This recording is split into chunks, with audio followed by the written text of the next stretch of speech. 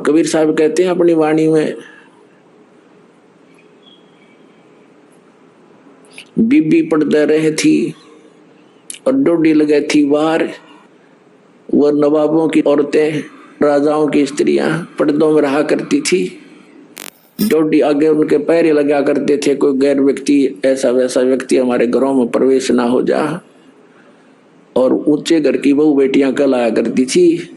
सत्संग में जाने से वो बेइज्जती मानती थी, हमारी इज्जत नहीं रहेगी। हमारे बहू बेटियां यदि सत्संग में संतों के पास चली गई थी, अब वो कुतिया बनी हंडे बिना नी वस्त्र फिर रही है उस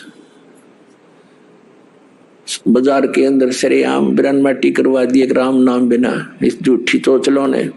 तो क्या बताते हैं, बीबी पर्दा रहे थी और डोडी लगे थी बाहर। इब गा तू गाड़ी फिरे बने कुतिया बाजार।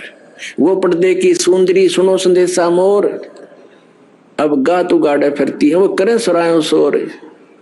अब परमात्मा हमें याद दिलाना चाहते हैं,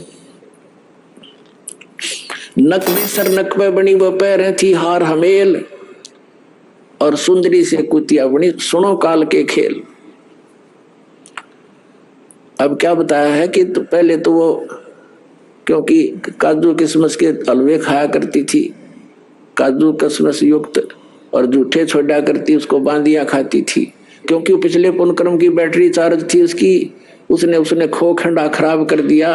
आगे कुतिया बन के एक टूक के लिए गलियों में धक्के खाती फिरे, शोर करती फिरी।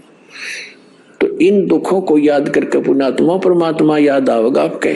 अभी तो हम अफलातून बन गए, क्योंकि हमने जो ट्रेनिंग मिली है संसार से, वो तो धन कमाने की ही मिली है, संसारिक परंपराओं को निभाने की ही मिली है। परमात्मा के पाने की तो सतगुरु ही बताते हैं। सतगुरु बताते हैं